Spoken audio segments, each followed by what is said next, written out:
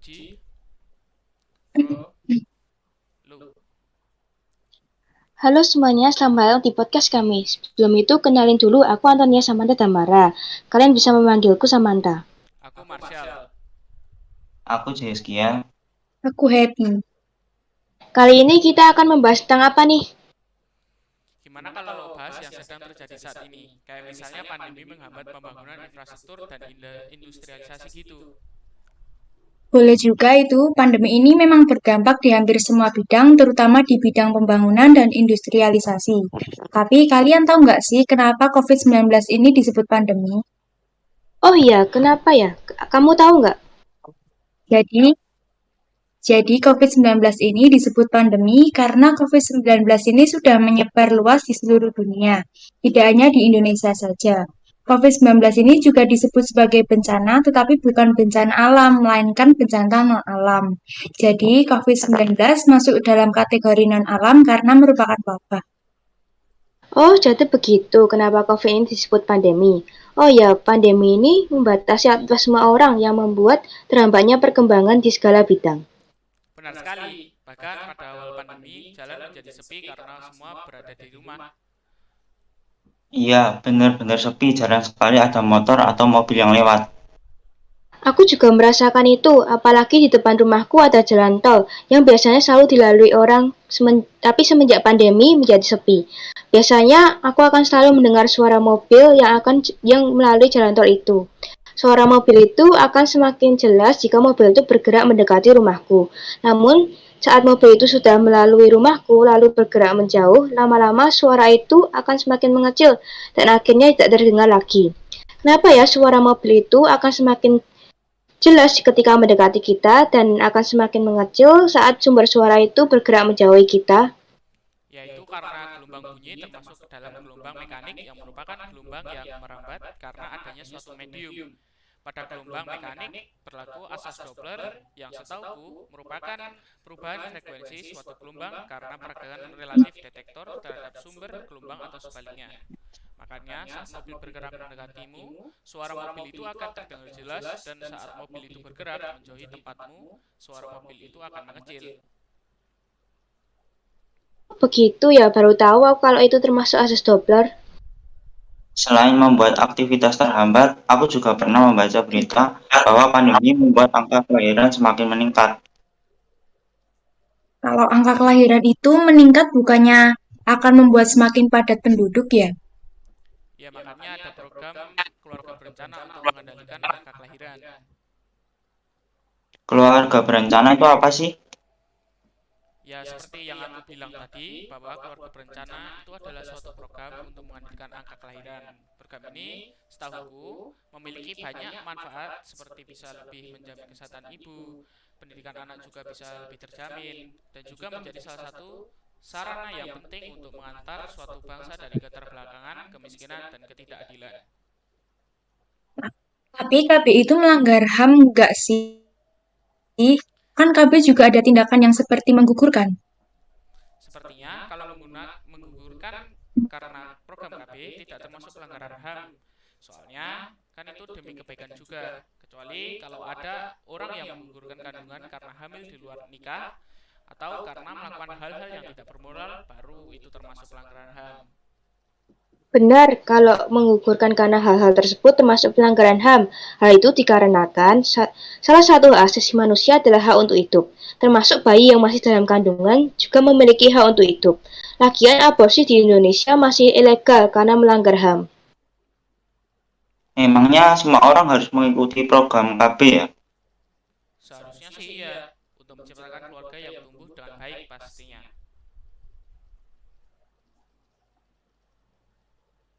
Oh iya, memangnya KB diperbolehkan oleh gereja.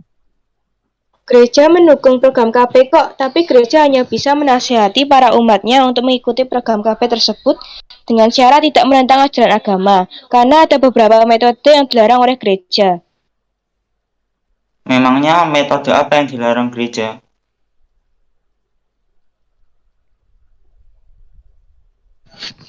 Gereja melarang metode yang bersifat aborsif karena seperti pengukuran dengan sengaja, spiral, dan pil mini. Hal itu dikarenakan segala sesuatu yang menghalangi kehidupan itu tidak diperbolehkan oleh gereja. KB yang diperbolehkan yaitu hanya KB alami saja. Memang metode lain dari KB ada apa lagi? Metode KB itu sebenarnya ada cukup banyak. Selesai seperti metode kalender, metode simbotermal, ovulasi bilingis, pil KB yang harus diminum setiap hari, KB susuk yang dipasang di lengan atas tangan, kondom untuk mencegah sperma masuk ke dalam organ reproduksi wanita, masih banyak lagi. Bahkan ASI eksklusif juga bisa menjadi KB alami. Kenapa sih pemberian ASI eksklusif bisa menjadi KB alami? Setahu sih karena menyusui bisa menggunakan proses pematangan ovulasi. Benar, hal itu bisa terjadi karena prolaktin dan hormon yang merangsang produksi ASI menghambat hormon FSH yang memicu dilepasnya sel telur. Nah, karena pelepasan sel telur itu terhambat, makanya tidak bisa dibuahi dan bisa menghambat kehamilan.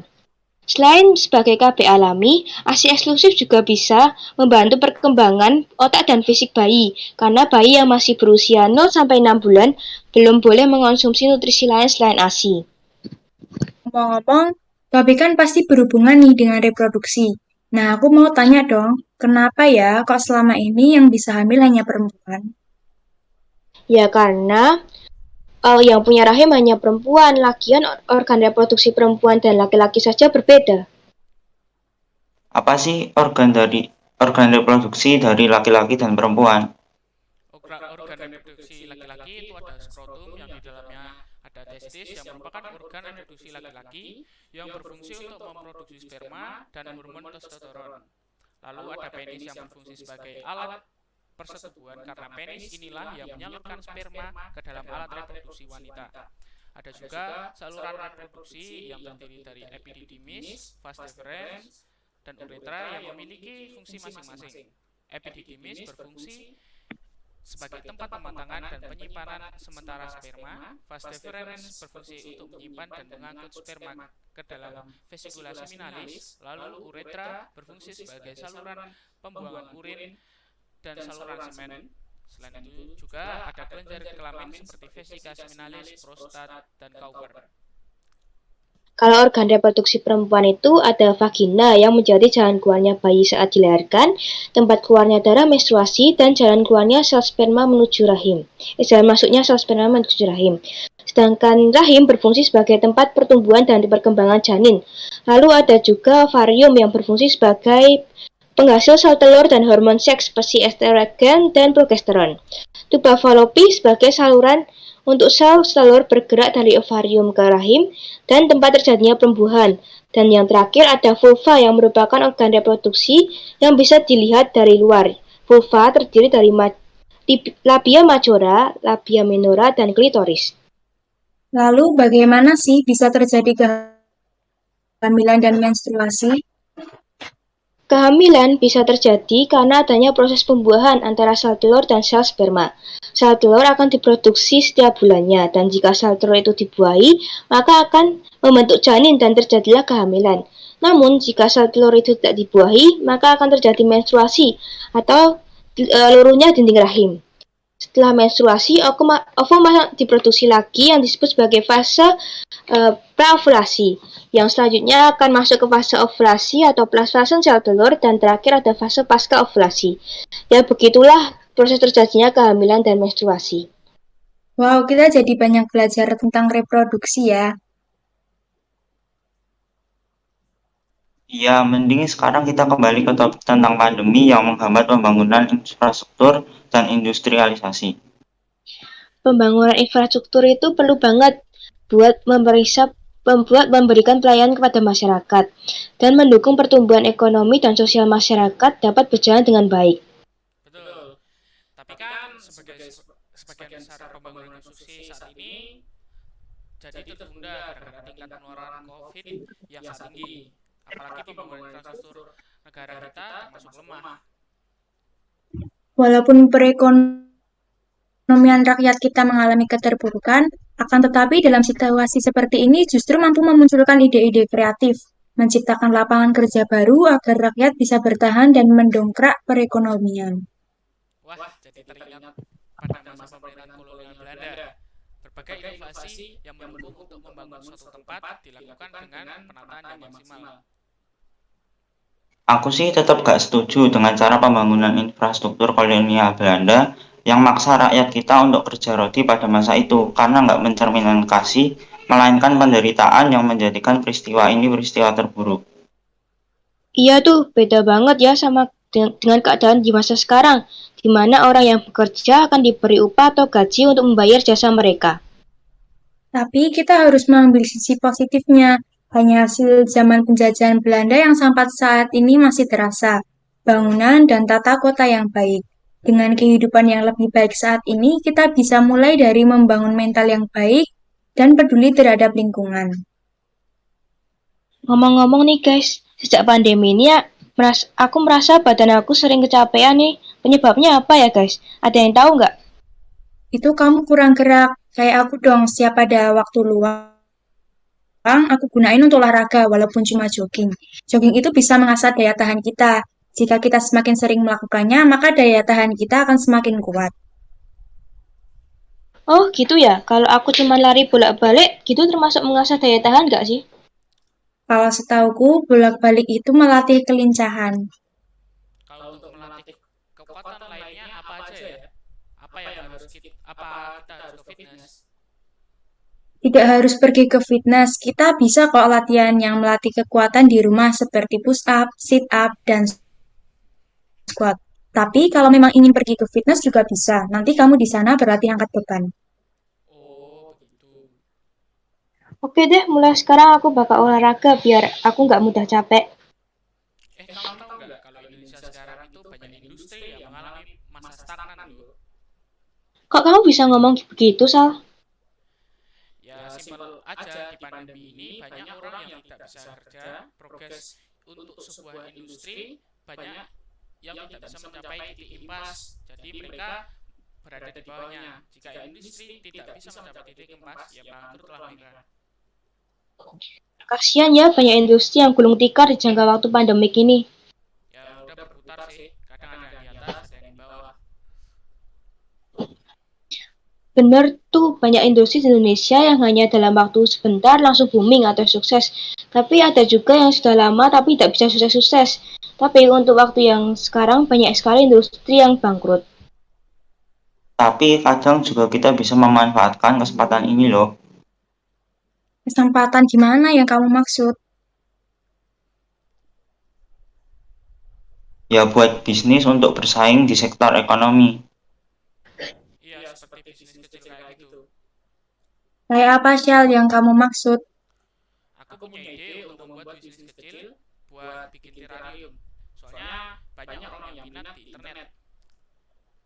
Tapi kan kalau terrarium itu susah salah bikinnya. Gampang kok. Kemarin aku searching di Google. Nih lihat prosedur yang tak temuin.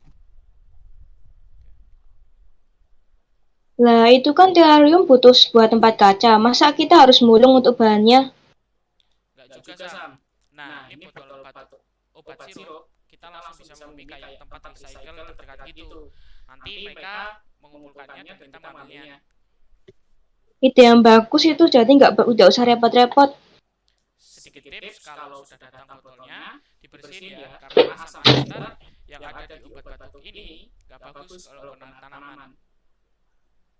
Ide ini bisa dikembangkan bagi orang-orang yang di sini mendengar untuk sebuah inspirasi. Ya teman-teman yang lagi dengerin podcast ini bisa menjadi sebuah ide loh. Soalnya banyak orang yang sekarang lagi di rumah dan kerja di rumah butuh hiasan. Keren sih, tapi apa sih keunggulan yang bisa membuat pendengar tertarik memulai usaha atau mengisi kegiatan di masa ini dengan membuat terrarium?